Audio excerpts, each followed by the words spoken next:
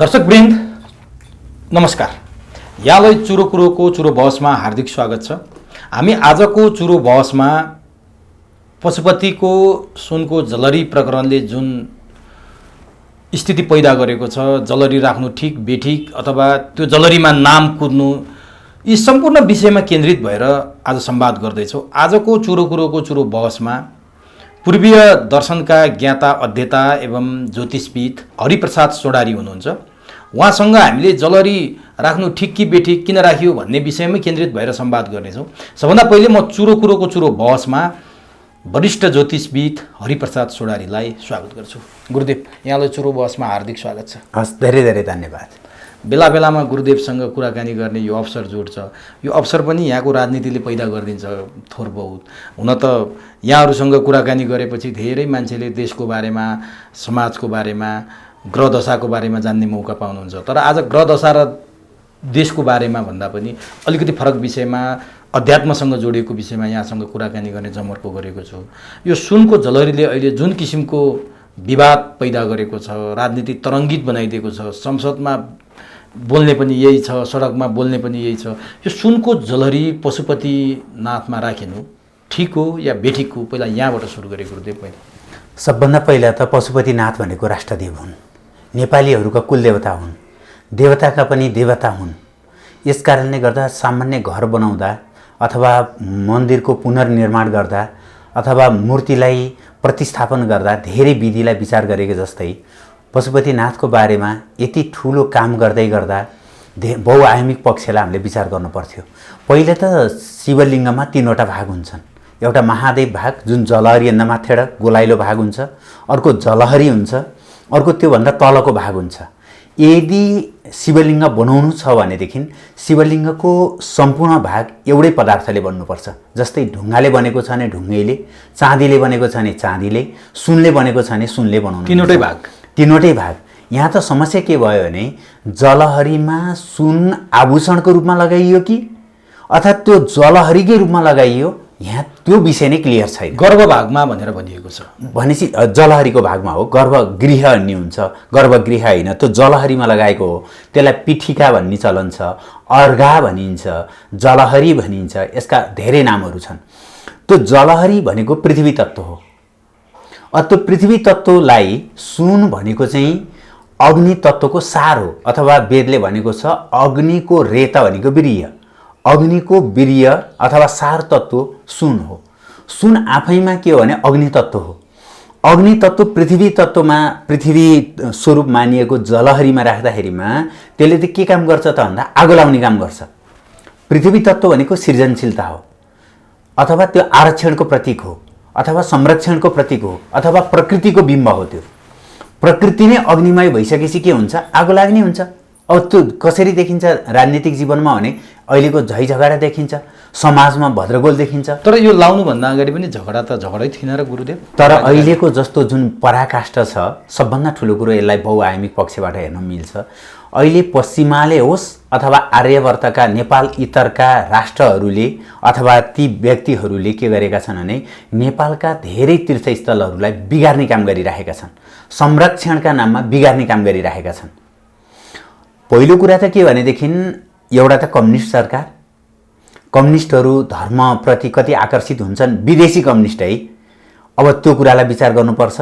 त्यही आवरणमा नेपालमा राजनीति गरियो र अहिले कोही महाकालेश्वरको पूजामा दौडाहा छ, कोही कसैले चाहिँ सुनको जलहरी हाल्ने काम गरे। अनि धर्मनिरपेक्ष मुलुक फेरि धर्मनिरपेक्ष भनेर फेरि कागजी रूपमा त्यो छ, कानुनी रूपमा त्यो छ।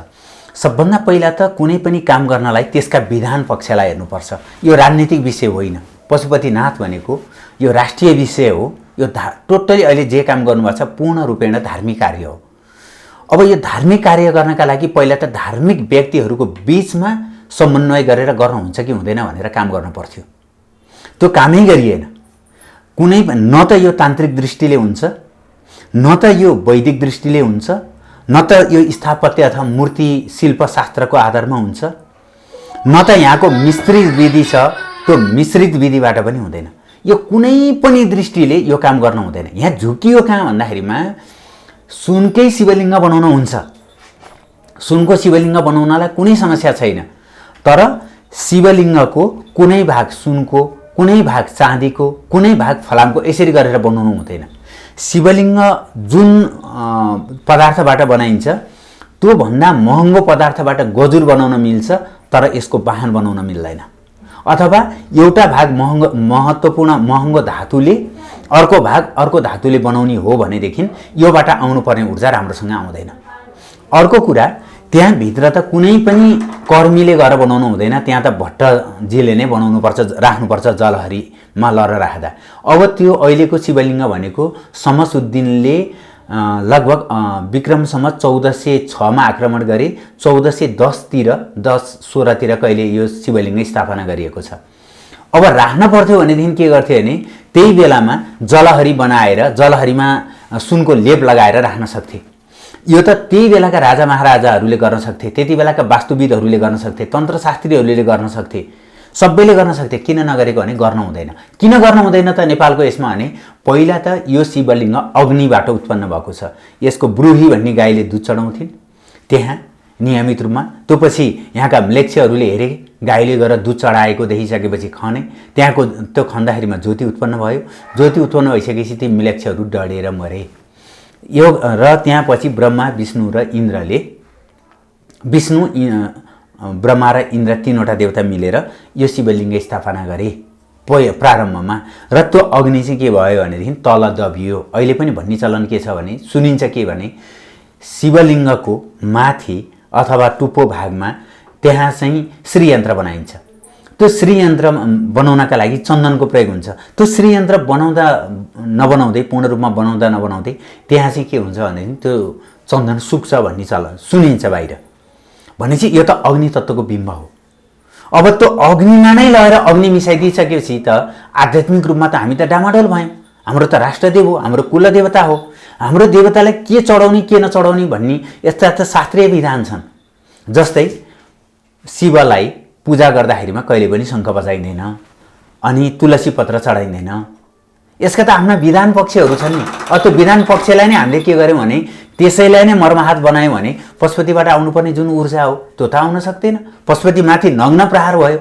यस कारणले गर्दाखेरिमा सक्नुहुन्छ तपाईँहरूले भने पुरै भाग सुनको लेप लगाउनुहोस्, होइन भने यस्तो वितण्डा र पाखण्ड गर्ने काम चाहिँ पाइँदैन। यो गलत काम हो। भनेपछि गर्भ भाग अथवा गृह भाग भनेर हामीले अघि भन्यौँ, जलहरीको भागमा मात्रै लाउनु गलत हो। 100% गलत हो। अनि त्यो पुरैमा चाहिँ लाउँदा के पाइन्छ त फेरि? किन लाउनु पर्यो? यहाँले भने जस्तो स्थापना हुँदादेखि नै नलगाएको सुनको त त्यति बेला अभाव त थिएन होला। अहिले जस्तो अध्यात्म पनि पाखण्ड त थिएन होला। त्यति बेला त साह्रै विश्वास थियो उनीहरूलाई। त्यस्तो स्थापना गरिसकेपछि सुन लगाउनै पर्ने हो भने त पुरै भागमा लगाउँथे होला नि। तर सुन नलगाए के हुन्छ त्यहाँ? मैले अहिले भने पशुपति भनेको चाहिँ अग्नि तत्त्व हो र गुह्यश्वरी भनेको जल तत्त्व हो। त्यो अग्नि र जलको संयोजन भएको कारणले गर्दाखेरिमा यसलाई संयोजन भएको छ यो राम्रोसँग। यस कारणले गर्दा यदि लगाउनै कसैलाई इच्छा छ भने एउटा त पशुपतिमा लगाउनु हुँदैन। यो अरू शिवलिङ्ग भन्दा यो महाज्योतिर्लिङ्ग भन्छ नि। ज्योति भने त अग्नि हो नि। अब यो महाज्योतिर्लिङ्गमा यस्तो काम गर्नै मिल्दैन। यो नै गलत भयो। यो पहिलो यो नै गलत भयो। तपाईँलाई होइन अतिशय कसैको अनुराग भयो, म गर्छु भन्ने भयो, गुरुहरूको ल गर त्यसो भनेदेखि भन्ने कुरा भयो भने एउटा भागमा भोलि अर्कोलाई रिस उठ्ला, अथवा अर्कोलाई श्रद्धा लाग्ला, अथवा अर्कोलाई वितण्ड मचाउन मन लाग्ला, उसले चाहिँ म जलहरीमा होइन माथिल्लो भागमा चाहिँ सुनको लेप गरिदिउँला भन्ला। अलिकति अगाडि एउटा काम भएको छ कि यहाँ काठमाडौँ नै नजिकै पासपोर्ट क्षेत्र नजिकै नन्दीको पेटभित्र चाहिँ शिवलिङ्ग राखिएको छ। अब यो कस्तो वितण्डा हुँदै गयो भने यदि यस्तै काम गर्दै यस्तै वितण्डा गर्दै जाने भने भोलि अर्कोलाई यसो मनमा आउला यो गर्न मिल्छ भने भोलि मुसुको पेटभित्र गणेशको मूर्ति राख्न किन नमिल्ने? भोलि यस्तै हुने हो भने सिंहको पेटभित्र देवीको मूर्ति राख्न किन नहुने? भोलि यस्तै हुने हो भने हनुमानको पेटभित्र राम सीताको मूर्ति राख्न किन नमिल्ने? यो चाहिँ के भयो भने अहिले चाहिँ झट्ट हेर्दा धर्मको संरक्षण अथवा हिन्दू धर्मको प्रवर्धन अथवा राष्ट्रदेवको सम्मान जस्तो। तर यसको भित्री उद्देश्य चाहिँ धार्मिक दृष्टिले हेर्ने हो भने यो चाहिँ पुरै पाखण्ड हो, पुरै वितण्डा हो। जलहरीमा मात्रै लाउन मिल्दैन। एउटा त पशुपतिमा लाउनै मिल्दैन, अग्नि तत्त्व हो। त्यहाँमाथि पनि सुन त्यसरी कहिले पनि लाउन मिल्दैन। यदि त्यस्तो गर्ने भने धेरै कुराहरू छन् यो तन्त्र साहित्यभित्र अथवा तन्त्र दर्शनभित्र अथवा यो आध्यात्मिक विज्ञानभित्र। जस्तै भद्रकालीमा मन्दिर बनाउन नसक्ने हुन् र? भद्रकालीमा मन्दिर छैन नि। गुह्येश्वरीमा छाना लाउन नमिल्ने हो र? नसक्ने थिए र? छाना छैन नि। दक्षिणकालीमा मन्दिर बनाउन नमिल्ने हो र? त्यहाँ त सुनकै मन्दिर बनाउन सक्ने थिए नि। बुढा नीलकण्ठलाई त्यसरी जुन बुढा नीलकण्ठ सुतेर बस्नु भएको छ संरक्षणका लागि भनेर बाहिर मन्दिर बनाउन नसक्ने थिए र? यसरी जुन विषयवस्तु हो, जुन अनुसार कर्म गर्नुपर्ने हुन्छ त्यो अनुसार पो गर्ने हो त। जस्तै नेपाली विषयमा कसैले पिएचडी गर्यो भनेदेखि लौ मेरो चाहिँ पेटको अपरेसन गर्नुपर्ने भयो, तँ पनि नेपाली विषयको पिएचडी नै होस्, डक्टर होस्, उपचार गर भनेर त्यसले गर्न सक्छ र? अथवा डक्टर हो, फिजिसियन छ, ल तँ अपरेसन गर्न सक्छस्, तँ त यस्तो राम्रो डाक्टर नै होस्, नेपालीमा राम्रो एउटा कथा लेख भनेर लेख्न सक्ला र? भाषागत सम्पादन गर भनेर त गर्न सक्दैन नि। यसकारणले गर्दा पशुपतिको राष्ट्र अन्तर्राष्ट्रमा आफ्नै गरिमा छ, महिमा छ। हाम्रो पहिचान नै त्यो एउटा थियो। हिन्दू धर्मभित्र त यिनीहरूले प्रहार गरे पशुपतिनाथलाई पनि विवाद रहित बनाउन सकेनन्। अहिले राष्ट्र कोरोनाबाट आजित भएको बेलामा, आर्थिक रूपमा यस्तो चरम अवस्था भएको बेलामा पशुपतिनाथले न त कसैलाई सपनामा गएर लौ न मलाई सुनको लेप लगाइदेऊ भनेर भनेका थिए, न त त्यो कुनै विज्ञ गुरुहरूलाई राखेर गरेका थिए। मैले कुनै दम्भ गरेको होइन, कुनै गर्व गरेको होइन। यो लगाउन हुन्छ भन्ने बारेमा जोसुकै विद्वान भए पनि म आफै शास्त्रार्थ गर्न तयार छु। त्यहाँ हुँदैन भन्ने पक्षमा मसँग प्रशस्त प्रमाण छन्। तान्त्रिक दृष्टिले पनि, वैदिक दृष्टिले पनि, मिश्रित दृष्टिले पनि, वास्तुशास्त्रको दृष्टिले पनि अथवा त्यो शिल्पशास्त्रको दृष्टिले पनि यो गर्नै नहुने कर्म गरियो। र मेरो अनुरोध चाहिँ के भने भर्खर निकालिएको छ, सुन्दैछु आज फेरि जलरी राख्ने गरे। त्योभन्दा नि गुरुदेव, जस्तो गर्नै नहुने काम भयो, गर्नै नहुने काम भएपछि यसको सजाय त पाउनु पर्ला नि हामीले। राष्ट्रले एउटा प्रधानमन्त्रीलाई सनक जागेकै भरमा, एउटा राष्ट्रपतिलाई सनक जागेकै भरमा जलरी त लगाइहाले। यिनीहरू पशुपतिनाथ, भगवान् पशुपतिनाथ भन्दा पनि माथि देखे आफूलाई र सुनको जलरीले त्यो छोप्ने प्रयास गरे। यसको सजाय चाहिँ के पाउँछन्? नेपाली जनताले पाउने भए, देशले पाउने भयो, समाजले पाउने भयो, यो सम्पूर्ण हिन्दू धर्मावलम्बीले पाउने भए सजाय त होला नि यसको। पहिला कुरा चाहिँ जसले नेतृत्व गर्छ त्यसले सजाय पाउँछ। यसलाई अन्यथा नलागोस्। जुन प्रधानमन्त्रीको कार्यकालमा यो काम भएको थियो, सुनको जलरी लगाएको केही समय पछाडि नै उहाँले संसद विघटन गर्नेदेखि लिएर गएर सत्ता गुमाउनेसम्म काम गर्नुभयो। जुन प्रधान न्यायाधीशले यसको यहाँ सुनको जलरीका कुरालाई अलिकति समर्थन गरे जस्तो गर्नुभएको थियो, उहाँ एक प्रकारले निलम्बनमा पर्नुभयो र पुनर्बहाली नहुँदै उहाँ जानुभयो। र अहिले यो हजुरले रेकर्ड गरिरहँदा र मैले बोलिरहँदाको परिदृश्य के देखिएको छ भने सुनको जलहरी राख्ने बेलामा जसका नामहरू त्यहाँ लिपिबद्ध भएका थिए, धेरै जस्ता व्यक्तिहरू विवादमा तानिएका छन्। कसैलाई पक्राउपुर्जी जारी गरिसकिएको छ, कुनै भ्रष्टाचारको आरोप लागेको छ, विभिन्न काण्ड लाएर उनीहरू गइसकेका छन्। ज्ञानवश होस् अथवा अज्ञानवश होस्, आगोलाई समातेपछि पोल्छ। यस कारणले गर्दा जुन कर्म गरे यिनीहरूले, जसले गरे, पशुपतिनाथले त्यो असह्य त्यो कुनै पनि कसैले पनि यसमा क्षमा पाउँदैन।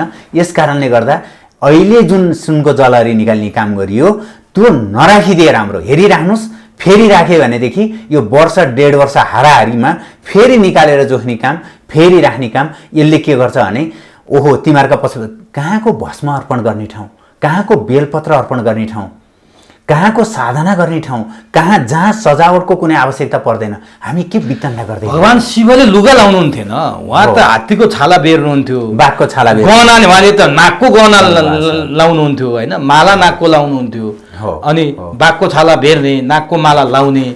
भगवान शिवले यो सुन किन चढाउनु पर्यो भने के हो? यो विनाशकाले विपरीत बुद्धि हो। मेरो कोही प्रति दुराग्रह होइन। मलाई त गर्व के लाग्छ भने पशुपतिको श्रीवृद्धि हुनु, स्वयम्भूनाथको हुनु, बौद्धनाथको हुनु, लुम्बिनीको हुनु, देवघाटको हुनु, यो त हामी नेपालीका लागि गौरवको कुरा हो। तर गौरवको कुरा कस्तो भयो भनेदेखि पहिला पण्डितलाई तह लाउनु पर्यो भने राणा शासनमा दान दिने क्रममा हात्ती दान दिन्थे अरे कि। अब ब्राह्मणलाई त वेदको पुस्तक, गीताको पुस्तक अथवा राम्रो माला जपको लागि त्यस्तो दान गरिदियो भन्ने नै काम लाग्छ। अब ब्राह्मणलाई हात्ती दान गरे जस्तो भयो कि झट्टै हेर्दा ब्राह्मणलाई हात्ती दान गरिदियो हो क्या गजब लड पाल्ने कहाँ भन्नुहोस् त हिँडेको यिनै छ ब्राह्मण होइन अनि ब्राह्मण त हिँडेको यिनै छ नि हो ठ्याक्कै त्यही हो। अब जसले गल्ती गरे जो योमा जोडिए उनीहरूले सजाय पाएको त केही दृष्टान्त हामीले गऱ्यौँ। यसको लागि देशले जनताले अथवा सम्पूर्ण हिन्दू धर्मावलम्बीले पनि यसको सजाय पाउने अवस्था रहन्छ अथवा हामीलाई चाहिँ त्यो केही लाग्दैन। अब पशुपतिनाथको कृपा होस्, हामी त अज्ञानी हौँ। पश्यति इति पशु, अब उनी पशुका पनि नाथ हुन्, पशुपतिनाथ हुन्। तपाईँ हामी सबै पशु हो अथवा जीवात्मा हौँ, उनी परमात्मा हुन्। उनको हामीप्रति कृपा रहोस् र त्यो कृपा दृष्टिले नेपाल राष्ट्रको कल्याण गरोस्, हाम्रो कल्याण गरोस्। अहिले जुन राजनीतिक वितण्डा छ त्यसलाई सुधार्नका लागि उहाँको आशीर्वाद प्राप्त होस्। यो राजनीतिक विकराल अवस्थाले हामीले दुःख पायौँ, हामीलाई भूगोलले साथ दियो, मठ मन्दिरले साथ दियो, प्रकृतिले साथ दियो, जनताको बौद्धिक क्षमताले साथ दियो, तर राजनीति यति फोहोरी भयो। यो सबै फोहोरलाई पशुपतिनाथले बढाएर दिउन्, तर उनीबाट हामीमा त्यो वक्र दृष्टि नपरोस्, हामी त्यो कामना गरौँ। अब नि गुरुदेव, यहाँले आध्यात्मिक तरिकाले, तान्त्रिक तरिकाले, शास्त्रीय तरिकाले व्याख्या गरिरहनु भएको छ। आज संसद भवनको बैठकमा यो सुनको जलरीको विषयमा हरेक दिन जसो विवाद छ। जसले राखे उनका पक्षकाले चाहिँ भगवान्लाई सुन चढाएकोमा किन विरोध गर्ने, किन आपत्ति गर्ने, भारतको विश्वनाथमा पनि सुन चढाएको कुरा त्यहाँ दृष्टान्त पेश गर्छन् र भगवान्लाई चढाएकोमा के को टाउको दुखाइ, यो त घरमा लगेर राखे पनि होइन, भ्रष्टाचार गरेको पनि होइन भनेर एक थरीले भन्छन्। अर्को थरीले त्यो सुनको जलरीमा चाहिँ तत्कालीन प्रधानमन्त्री केपी ओली, राष्ट्रपति विद्या भण्डारी, त्यति बेलाका चाहिँ पर्यटन मन्त्री भानुभक्त ढकालदेखि 14 जनाको नाम चाहिँ त्यहाँ लेखिएकोमा चाहिँ हामीले त पशुपतिनाथको पूजा गर्न जाने हो, हामीले दुध पशुपतिनाथलाई चढाउने हो, बेलपत्र पशुपतिनाथलाई चढाउने हो, सबै चढाउने हो, यी 14 जनालाई पो चढाउनु परिएछ भनेर अर्को थरीले विवाद गरिरहेछन्। यो विषयलाई कसरी लिनुभएको छ? पहिला त पशुपतिनाथ ब्रह्माण्डकै नायक हुन्। यो कारणले गर्दा विश्वनाथ पनि हाम्रो श्रद्धेय दृष्टि छ, आराध्य देव हुन्, यसमा कुनै शङ्का छैन। हरेक देवी देवता कुन भूगोलमा रहे भन्दा पनि यी सबै हाम्रा देवता हुन् अथवा वैदिक परम्पराका देवता हुन्। तर के हुँदैन भने सोमनाथमा के गरियो त्यो पशुपतिनाथमा गर्ने होइन, पशुपतिनाथमा के गरियो त्यो सोमनाथमा गर्ने हो। किनकि सबभन्दा पहिला उत्पत्ति भएको र ब्रह्माण्डको नायक त पशुपतिनाथ हो नि। त्यो भएर पशुपतिनाथमा के गरियो त्यो विश्वनाथमा गर्ने हो, पशुपतिनाथमा के गरियो त्यो सोमनाथमा गर्ने हो। तर सोमनाथमा के गरियो त्यो पशुपतिनाथमा गर्ने होइन। पशुपतिनाथमा के गरियो नेपालमा रहेको 64 शिवलिङ्गमा त्यो काम गर्ने हो, तर 64 शिवलिङ्गमा के गरियो त्यो पशुपतिनाथमा गर्ने होइन। यस कारणले गर्दा यो धारणा नै गलत छ। अर्को अरू ज्योतिर्लिङ्ग हो, महाज्योतिर्लिङ्ग हो, यो त आफै अग्निमय तत्त्व हो। अग्निमय तत्त्वमा चाँदीले बरु चाँदी राखेको भएदेखि अलिकति सही हुन्थ्यो। अर्को कुरा र विभिन्नको नाम जुन लिनुभयो, हाम्रो नाम जहाँ बेलपत्र यानि भने जस्तो बेलपात चढाउँछौँ, जहाँ दुध चढाउँछौँ जुन शिवलिङ्गमा, त्यो सुनको जलरीले छोपेकोमा त यी मैले नाम लिएँ नि, पूर्व राष्ट्रपति विद्या भण्डारी, पूर्व प्रधानमन्त्री केपी ओली, मन्त्री लगायत 14 जनाको नाम छ। जो प्रदीप ढकाल त अहिले उहाँलाई त मुद्दा समेत लागिसकेको छ हो। अनि यस्ता व्यक्तिहरूलाई हामीले दुध चढाउनु पर्ने स्थिति आयो, यो सही हो? यो चाहिँ पशुपति विकास कोषले अथवा त्यहाँ सुन अर्पण गर्ने जो व्यक्तिहरू हुनुहुन्थ्यो, जुन समिति थियो, त्यसले नबुझिकन काम गरेको रहेछ भनेर ज्वलन्त उदाहरण यो हो।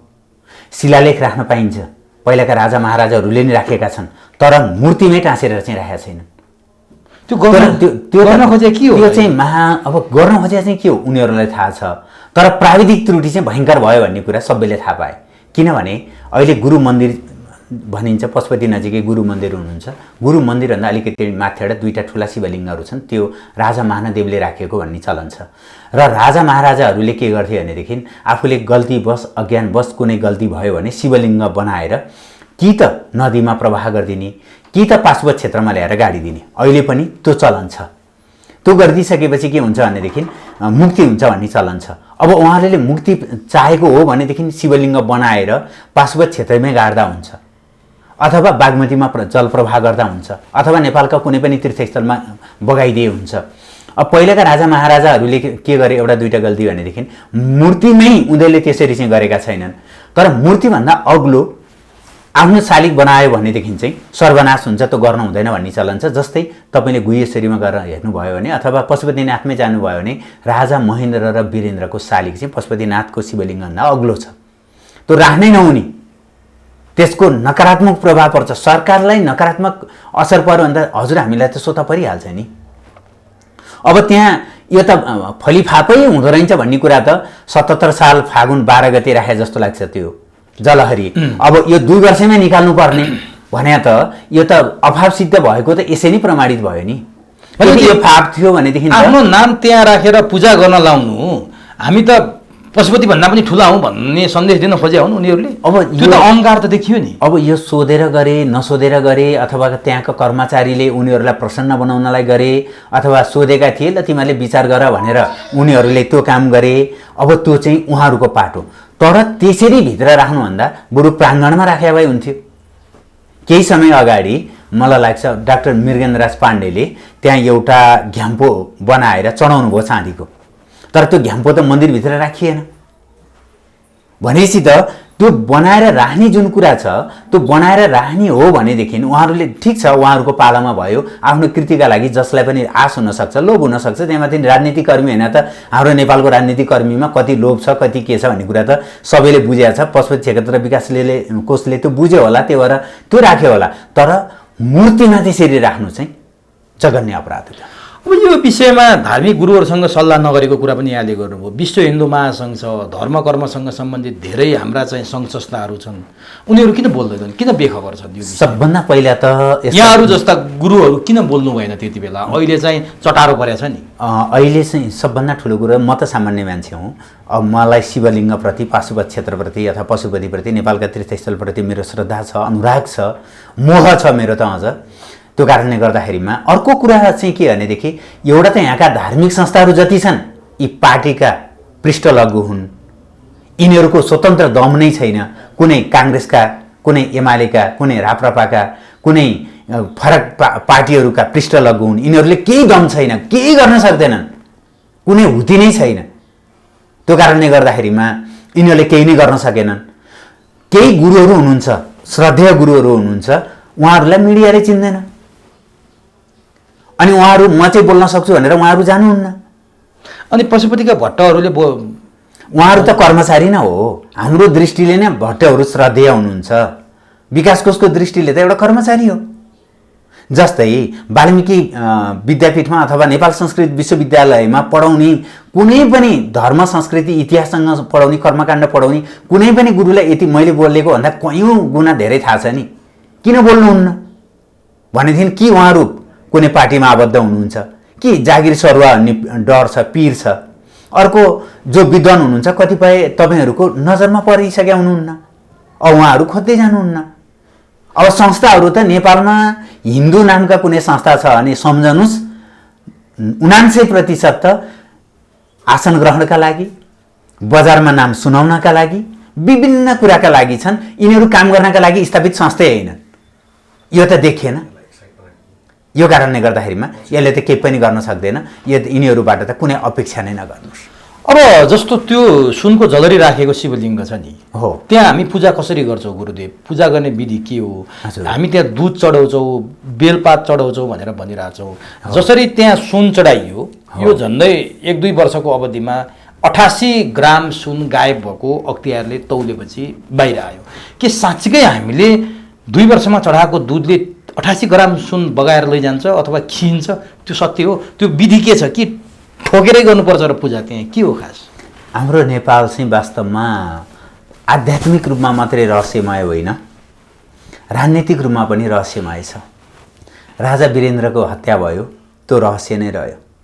17,000 मान्छे मारिए, ती हतियार खोलाले बगाइदियो, त्यो अर्को रहस्य भयो। अब यो सुन पनि कति घट्छ, यो पनि त्यो घट्नुलाई पनि हामी एउटा भगवानको अचम्मको रहस्य भनेर सम्झौँ।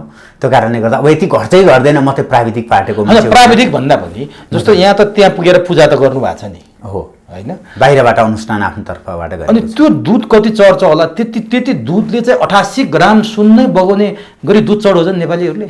अब झट्ट हेर्दाखेरिमा चाहिँ अथवा झट्ट सुन्दाखेरिमा चाहिँ प्राविधिक कुरा के हुन्छ थाहा छैन, तर बाहिरबाट सुन्दाखेरिमा चाहिँ मलाई चाहिँ विश्वास लाग्दैन। भनेपछि त्यो खाइयो होइन। अब मलाई चाहिँ विश्वास ओहो घट्ला र दुधले त्यत्रो विधि घटाउला र भन्ने, अब त्यो प्राविधिकबाट त थाहा छैन। बा घट्छ कि त्योभन्दा नि बढी घट्नु पर्थ्यो र शिवजीको कृपाले बा त्यति मात्रै घट्यो कि 2 केजी त घट्न सक्थ्यो नि। वर्षको 1 केजी घट्ने सम्भावना पनि त रहन सक्ला प्राविधिक पाटोमा। तर मलाई चाहिँ के लाग्छ भने यति धेरै त नघट्नुपर्ने हो।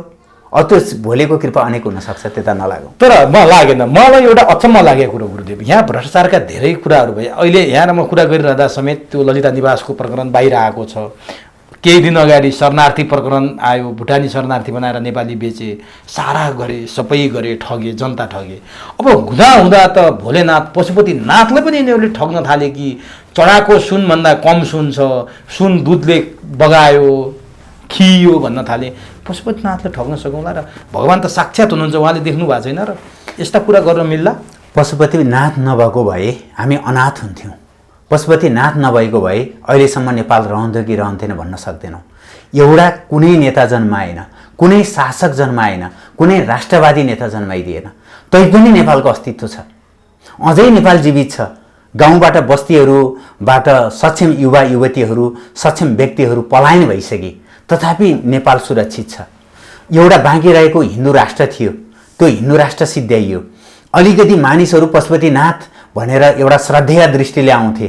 पर्यटकहरू, साधकहरू, एउटा आम्दानीको स्रोत थियो, राष्ट्रिय गौरव थियो, राष्ट्रिय पहिचान थियो, राष्ट्रिय स्वाभिमान थियो, एउटा विरासत थियो।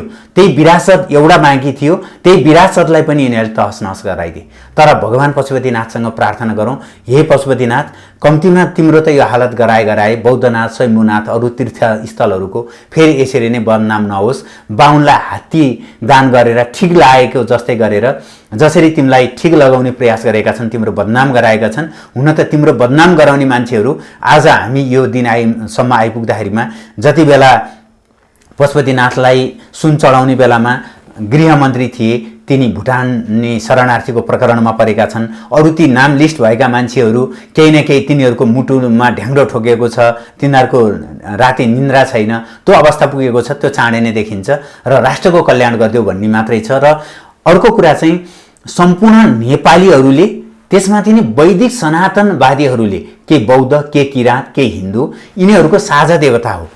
यो साझा देवतामाथि यत्रो आक्रमण भइरहँदाखेरिमा हामी पार्टीको झोले बनेर, हामी फरक सम्प्रदायका हौँ भनेर, अथवा म भिन्न धर्मको हौँ भनेर बस्न हुने अवस्था छैन। यो त हामी सबैले आफ्नो तर्फबाट आवाज उठाउनुपर्छ, आफ्नो विचारहरू राख्नुपर्छ। आफ्ना नेताहरूलाई अथवा तपाईँहरूले श्रद्धेय मानेका व्यक्तिहरूलाई अब बिउजाउनुहोस्। अब पनि बिउजाइएन भने हाम्रो अस्तित्व खराब हुन्छ। हामी सिद्धिसकेका छौँ, डिलमा पुगेका छौँ। यो झट्ट हेर्दा पशुपतिनाथको कुरा देखिएला, हिन्दूहरूको आस्थाको केन्द्र देखिएला, तर यो हिन्दूहरूको मात्र विषय होइन, यो नेपालीको विषय हो। यो हरेक साधकहरूको आस्थाको केन्द्र हो। यस कारणले गर्दा यसमाथि यति नग्न प्रहार हुँदाखेरिमा पनि हामी चुप लाग्यौँ भने, फेरि पनि सुनको जलहरी हाल्यो भने हेरिरहनु होला, यसले राजनीतिक स्थायित्व पनि दिँदैन र यो फेरि कुन कालखण्डमा एउटा कुनै बबन्डर भएर फेरि जोखिन्छ, फेरि राखिन्छ। हुँदाहुँदै त्यो जलहरीमा राख्ने क्रममा त्यस्तो अनिष्ट त नहोस्, काहीँ शिवलिङ्गको कुनै पार्ट टुट्न सक्ला। त्यहाँ त भट्टजीले राख्ने हो, भट्टजीलाई त विधि नै थाहा हुन्छ, भट्टजीलाई त्यो प्राविधिक पाटो त थाहा हुँदैन। यो कारणले गर्दाखेरिमा सुनको जलहरीले हाम्रो राष्ट्रदेवलाई, हाम्रो गरिमालाई, हाम्रो इतिहासलाई, हाम्रो परम्परालाई ध्वस्त बनाउने काम नगरौँ। यो अनिष्टको प्रतीक हो। अब नि जस्तो गुरुदेवले त 64 शिवलिङ्गकै बारेमा धेरै अध्ययन पनि गर्नुभएको छ, महार ज्योतिर्लिङ्ग भनेर यहाँले भनिसक्नुभयो। यो शिवलिङ्ग चाहिँ बनाउने केबाट बनाउन सकिन्छ? जस्तो सुनबाट त सुन्दैन अहिलेसम्म, त त्यो आफै अग्नि तत्त्व भएकोले त्यो त झन् डढ्ने खतरा भनेर यहाँले भन्नुभयो। खास शिवलिङ्ग बनाउने चाहिँ केबाट हो, विधि के हो? शिवलिङ्ग विभिन्न देवी देवताले बनाएको बयान पाइन्छ। पुराण हेर्नुहोस्, ईशान शिवदेव गुरु पद्धति भन्ने हेर्नुहोस्, अथवा अन्य धेरै तान्त्रिक ग्रन्थहरूमा शिवलिङ्ग केबाट बनाइन्छ भनेर व्याख्या छ। अब त्यो मध्ये ऋषिहरूले ओमलाई नै, अक्षरलाई नै शिवलिङ्ग अक्षरबाट शिवलिङ्ग बनाएर पुजे भन्ने चलन छ। हिमालयले अमरनाथको रूपमा हिउँकै शिवलिङ्ग बनाएर पूजाआजा गर्यो। पहाडहरूले कैलाश पर्वतलाई शिवलिङ्ग बनाएर पूजा गरे। यहीँ 64 शिवलिङ्ग मध्येको चम्पकेश्वर भन्ने शिवलिङ्ग छ, त्यो शिवलिङ्ग काठबाट बनेको छ। बालुवाको शिवलिङ्ग बनाएर पूजा गर्न मिल्छ, ढुङ्गाको मिल्छ, सुनकै शिवलिङ्ग बनाएर नि पूजा गर्न मिल्छ। चन्द्रमाले चाँदीको शिवलिङ्ग बनाएर पुजे, सूर्यले तामाको शिवलिङ्ग बनाएर पुजे, विभिन्न देवी देवताले फरक फरक शिवलिङ्ग बनाएर पुजे। प्रकृतिले सगरमाथालाई शिवलिङ्गको रूपमा बनाएर शिवलिङ्ग बनाएर पूजा गरिन्। धेरैले जस्तै गन्धर्वहरूले सारङ्गीलाई नै शिवलिङ्ग बनाएर पूजाआजा गरे। यसरी धेरैले धेरै प्रकारका शिवलिङ्ग बनाएर पूजा गरे। तर कसैले पनि शिवलिङ्ग बनाउँदाखेरिमा एउटा भाग चाँदीको, अर्को भाग सुनको, अर्को भाग फलामको, एउटा भाग काठको, अर्को भाग चाहिँ स्फटिकको बनाएर यसरी शिवलिङ्ग बनाउनु हुँदैन। र शिवलिङ्गमा के हुन्छ भने लिङ्ग भाग जति अल्को हुन्छ, हेर्नुहोस् न यहीँ ल पशुपतिकै कुरा गरौँ। जति बेला यो शिवलिङ्ग बनाइयो त्यति बेला के थियो भने जलहरीको गोलाइ बराबर त्यति नै परिणामको, त्यति नै लम्बाइको शिवलिङ्गको उचाइ हुनुपर्छ। जलहरी जति लम्बाइको हुन्छ, हामी जलहरी मात्रै हो होइन, अहिले सुनको हो बनाएको के अरे जलहरीको जति लम्बाइ हुन्छ अथवा त्यो गोलाइ जति छ त्यति नै अग्लो शिवलिङ्ग लिङ्ग भाग हुनुपर्छ। सुन थप्दा बित्तिकै त त्यहाँ त फरक पर्यो। अनि हामीले के ऊर्जा पाउँछौँ, अनि हामीले के फल पाउँछौँ र त्यहाँ भोलिले एउटाले सुन थप्देला, अर्कोले होइन त्यहाँ म चाँदी लगाइदिन्छु अथवा हिरा लगाइदिन्छु भन्ला, अर्कोले हिरा थप्ला, अर्कोले स्फटिक पनि राखिदिन्छु भन्ला, स्फटिक राख्ला। अनि हामीले के तत्त्व पाउँछौँ त्यहाँबाट? यसरी के छ भनेदेखि चाहिने नचाहिने वितण्डा मचाएर कस्तो दुर्भाग्य छ भने विभिन्न घाटहरू, धामहरू, कुण्डहरूलाई हामी संशोधन गर्छौँ भनेर, हामी राम्रो बनाउँछौँ भनेर त्यसलाई सुधार्ने क्रममा सर्वनाश बनाएका छौँ। केही समय अगाडि मैले सुने सोलुखुम्बुको फुर्के पोखरी भन्ने छ एउटा, त्यो फुर्के पोखरी डाँडामा पर्छ। म मेरा प्रातः स्मरणीय गुरुदेव डाक्टर स्वामी प्रपन्नाचार्य महाराजजीसँग गएको छु काङ्गेलमा ओर्लेर, त्यहाँबाट तल पञ्चन झरेर सोलुक खोला तरेर अनि गएको छु माथि फुर्के पोखरीमा। त्यो फुर्के पोखरीलाई चाहिँ राम्रो प्रवर्धन गर्ने भनेर अनि त्यसपछि त्यो ढुङ्गा तल सोइलिङ गर्ने भनेर गर्दाखेरिमा त्यो पोखरी सुक्यो। कयौँ पोखरी सुकाइएको छ, कुण्डहरूको ध्वस्त बनाइएको छ, कयौँ घाटहरूलाई बर्बाद बनाइएको छ, मन्दिर जीर्णोद्धार गर्ने क्रममा पुरानो प्राचीन मूर्तिहरू फुटाइएको छ। हुँदाहुँदै त्यतिले नपुगेर पशुपतिनाथको जलहरीको जति मोटाइ छ त्यति नै त्यो जलहरीको मोटाइ बराबर के हुनुपर्छ, माथिको महादेव भाग त्यो जलहरीभन्दा माथिको भागको उचाइ त्यति नै हुनुपर्छ, त्योभन्दा तल गाडिएको भाग छ त्यति नै मोटो हुनुपर्छ। अब सुनको राख्ने बित्तिकै त के भयो, मोटाइमा परिवर्तन आएन। यस्तो यो त कुनै विद्वानलाई सोधिएकै होइन, यो कुरा त छर्लङ्ग छ। भनेपछि यसले त अनिष्ट निम्ति हुने पो देखियो त गुरु। के निम्ति आएर अहिले त्यो पछाडि जसले राखेका थिए, जसका नाममा अहिले हजुरले भनेर त्यहाँ के अरे नाम राखेर दुध धारा पञ्चामृत चढाउने काम अथवा बेलपत्र चढाउने काम भएको थियो, तिनीहरूको कल्याण भयो र? त्यो त भएन। भनेपछि हाम्रो देश पशुपतिनाथले जोगाइदिएको यहाँले अघि दृष्टान्त दिनुभयो। राजनीति जतिसुकै बिग्रियोस्, नेता बिग्रियोस्, दल बिग्रियोस्, प्रधानमन्त्री बिग्रियोस्, राष्ट्रपति बिग्रियोस्, व्यवस्था बिग्रियोस्, तर देश केले जोगा छ भन्दा त्यही पशुपतिनाथ भनेर सबैको ध्यान त्यतै गएको थियो। यस्तो पशुपतिनाथ यहाँले भने जस्तो राष्ट्रिय देवता हाम्रो यस्तो अल्पत्र र उथलपुथल अवस्थामा हुनुहुन्छ, अब जाग्ने बेला भएन? को बोल्ने त? अब हामी सबै नेपाली जनता त त्राइमाम अवस्थामा भयो क्या। दलले जे भन्यो, व्यवस्थाले जे भन्यो त्यतै दौड्यो। राजनीतिभन्दा त धर्ममाथि होला नि त हाम्रो। आज पशुपतिनाथकै यो हकीकत बनाइदिए, अल्पत्र बनाइदिए, हुनुपर्ने भन्दा नहुनुपर्ने बनाइदिए। अब त्यो जलहरीको भाग थपेपछि माथिको महादेव भाग र त्यसको आकारमै अब फरक आइसक्यो। यस्तो अल्पत्र हुने बेला अब को बोल्ने त, कसले जोगाउने त? अब दुर्गा सप्तशतीमा एउटा श्लोक छ कि भार्याम रक्षतु भैरवी भनेको श्रीमतीलाई भैरवीले रक्षा गरिदिउन् भन्ने ठाउँमा भार्याम भक्षतु भैरवी, मेरो श्रीमतीलाई भक्षण खाइदिउन् कसले त? भैरवीले। हामी भार्याम रक्षतु भैरवीबाट भार्याम भक्षतु भैरवी, जसले संरक्षण, जसलाई रक्षक भनेका थियौँ तिनै नै भक्षक भइदिए। यो पार्टीको मान्छे, ऊ पार्टीको मान्छे, यो सदस्य सचिव भएर आयो, ऊ सदस्य सचिव भयो भनेर होइन। केही वर्ष यता मैले देखिराखेको छु, बडो वितण्डा मात्रै, तर राम्रो काम के हुन सकेको छैन। एउटा दृष्टान्त मात्रै हेर्नुहोस्, बनखालीमा पशुपति क्षेत्रको विज्ञ व्यक्तित्व, मेरो पनि श्रद्धेय व्यक्तित्वले त्यहाँ शिवलिङ्ग मात्रै राखिदिनु भयो। शिवलिङ्ग मात्रै राख्दा के हुन्छ भने त्यहाँ जोगी गाडीको समाधि हुन्छ।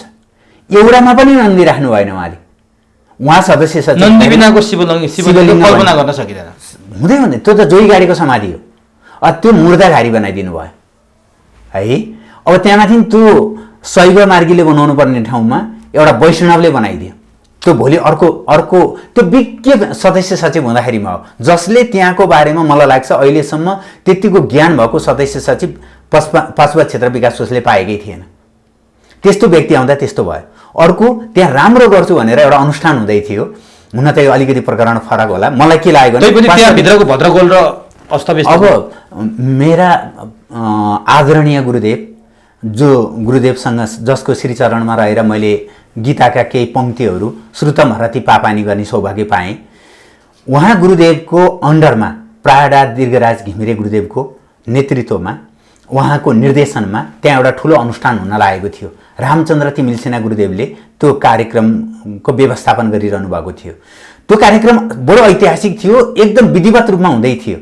ठ्याक्क कोरोनाको मुखमा पर्दियो, धेरै अनुनय विनय गरियो, त्यहाँ बटुकहरू लर राख्ने, उनीहरूको जुन संस्कार दिनुपर्छ त्यो संस्कारको पुरै काम सम्पन्न भइसकेको थियो। विकास कोषले अनुमति दिएन, त्यो कार्यक्रम रोकियो। त्यो एकदमै राम्रो तरिकाले अगाडि मेरो गुरुदेवले गरेको कारणले गर्दा मैले प्रशंसा गरेको होइन, त्यो राम्रो कार्यक्रम सफल हुन पाएन। अर्को अलिकति अगाडि एकजना इन्डियन गुरु आएर एउटा ठुलो कार्यक्रम नेपालका ठुला ज्योतिर्विज्ञले को सञ्चालनमा त्यो काम भयो। तर उहाँ एकदमै बुझेको मान्छे हो, तर जति बेला गर्नुपर्ने हो के त्रुटि भयो, अलिकति प्राविधिक त्रुटि भयो। जसले राम्रोसँग गर्न खोजेको छ कि पा छैन कि भा छैन, जे गर्न नआउने काम हो त्यो चाहिँ समयभन्दा एकदम बढी भएको छ। जसरी जति बेला शिवलिङ्ग हरेक एउटा सामान्य काम गर्दा त कति हेराइन्छ भने त्यो सुनको के अरे जलहरी राख्ने बेलामा एउटा त शुक्र अस्त छ, शुक्र अस्त भएको बेलामा राखिया वास्तु नै मिलेको छैन। होइन वास्तु होइन, वास्तु होइन त्यो प्राविधिक पाटो हो। एउटा त त्यो तिथि मिति नै मिलेको छैन, त्यो समय नै मिलेको छैन, त्यति बेला राख्नै हुँदैन। शुक्र अस्त भएको बेलामा धार्मिक अनुष्ठान गरिएको छ। अर्को त्यो सुनको जलहरी राखिसकेपछि निकाल्ने विधि छैन, त्यसलाई हेर्नुपर्छ, निकाल्न मिल्छ कि मिल्दैन। ल अख्तियारको निर्देशन भयो, दुनियाँ निर्देशन भयो, तर पनि जस्तै मेरो बुवा अपरेसन थिएटरमा हुनुहुन्छ, आइसियुमा हुनुहुन्छ, भेन्टिलेटरमा हुनुहुन्छ। मेरो बुवा म भेट्छु जसरी नि भन्न पाउँछु र मैले पाउँदिनँ नि। डक्टरको आफ्नो नियम हुन्छ नि। त्यहाँ त मैले डक्टरलाई तपाईँको बुवा कि मेरो बुवालाई मैले अन्तिममा भेन्टिलेटरमा किन भेट्न नपाउने, त्यो त पाउँदिनँ नि मैले, आफ्नो नियम छ नि। हेर्नुहोस् त त्यहाँ राखेको जलहरी निकाल्न मिल्छ कि मिल्दैन, कसैलाई सोध्या छैन। अर्को त्यहाँ जुन समयमा राख्नुपर्ने हो त्यो समयमा राखेको छैन। भने के पर्या थियो रे राख्ने बेला? शुक्र अस्त थियो। निकाल्ने बेला? निकाल्ने बेलामा त त्यस्तो अस्त त थिएन, तर पनि निकाल्ने पनि त एउटा विधि हुन्छ। क्षमायाचना पूजा गर्नुपर्छ, निकाल्नु पनि बेठिक छ होइन, राख्नु पनि विधिपूर्वक सबै गर्न पाइन्छ। तर विधि यसरी गरियो भनेर यो त गौरवको, यो त एउटा व्यक्ति विशेषको तपाईँको मेरो घरमा राखिएको शिवलिङ्ग होइन नि। यो त नेपालको मात्र नभएर संसारमा रहेका सबै प्राणीको आस्थाको केन्द्र हो नि। होला भन्नेलाई यो क्रिस्चियन र मुसलमानको होइन, तथापि पनि हामी त के मान्छौँ भने ब्रह्माण्ड नायकको काम गर्दाखेरिमा यहाँ त विज्ञहरूसँग सोधिनु पर्दैन क्षमा पूजाको विधि के छ, कसरी राख्नुपर्छ, निकाल्ने कसले हो, त्यो निकालिएको त्यत्रो पूजा गरेको श्रद्धेय चिज राख्ने कहाँ हो, कुन दिशामा राख्नुपर्छ, कसरी राख्नुपर्छ, त्यसका विधिहरू के छन्, ती पाटाहरू हेरिनु पर्दैन। यो त के भनेदेखि तपाईँको र मेरो घरमा राखेका शिवलिङ्ग होइन नि। यो त यसका त प्रावधानहरू भनेपछि हामीले पल पलमा गल्ती गरिरहेछौँ, शङ्कै छैन। राख्नु गल्ती भयो, निकाल्नु गल्ती भयो, अब के छ त गुरुदेव? अब फेरि आज राखिँदैछ अरे, अब राख्नु पनि फेरि अर्को गल्ती हुँदैछ। हो यो त विचार गर्नुपर्छ, किनभने यो ब्रह्माण्ड नायकमा यस्तो खेल खेल्न हुँदैन। यो जो पाए त्यही देवता, एउटा त यो वैदिक र तान्त्रिक विधिको मिश्रित विधि हो, यो अर्को यो महाज्योतिर्लिङ्ग हो, राष्ट्रको गौरव हो। यसरी चाहिँ मन परी अब भोलि चाहिँ फेरि अर्को एउटा तिग्रमा आउला। हाम्रो नेपालको राजनीति यही हो। भनेपछि पशुपतिनाथलाई त राजनीति गर्ने थलो बनाइयो है। यो विवाद ल्याउन नहुने, अब एउटा अलिकति के अरे यहाँसम्म आइ नपुग्नु पर्ने अथवा जुन काम हुनु नपर्ने थियो, जुन काम सपनामा पनि होला भनेर हामीले कल्पना गरेका थिएनौँ, त्यो हाम्रो आँखा अगाडि ठुलो ठुलो हेर्नु पर्यो। अब अन्तिममा छु, यहाँले भने जस्तो त्यो राख्ने कुरा फेरि चर्चा चलिरहेछ। एउटा हुन त यहाँले हामीले बोलेको कुरा कतिले सुन्लान् कतिले नसुन्लान्, सम्बन्धित सरकारवाला पक्षले सुन्ला नसुन्ला त्यो छुट्टै कुरो छ। तर एउटा यहाँको जिम्मेवारीको हिसाबले, अब पदीय जिम्मेवारी भनिरहेको छैन, यहाँले जुन क्षेत्रको अध्ययन अनुसन्धान अगाडि बढाउनु भएको छ, जुन बाटोमा अघि बढिरहनु भएको छ, त्यो एउटा जिम्मेवार व्यक्तिको हिसाबले सरकारलाई, सम्बन्धित पक्षलाई, सरकारवाला पक्षलाई के सुझाव दिन चाहनुहुन्छ, के भन्न चाहनुहुन्छ? जानी नजानी गल्ती हुँदै आइरहेछन् यहाँसम्म, अब चाहिँ के सुझाव दिन चाहनुहुन्छ? सबभन्दा पहिला बौद्धनाथ भनेको, पशुपतिनाथ भनेको, अथवा वज्रयोगिनी भनेको, अथवा यहाँका बौद्ध हुन् अथवा किराँतका हुन् अथवा हिन्दूका हुन्, यी सबै संरचनामा काम गर्दाखेरिमा तत् क्षेत्रका विज्ञहरू राखिनुपर्छ।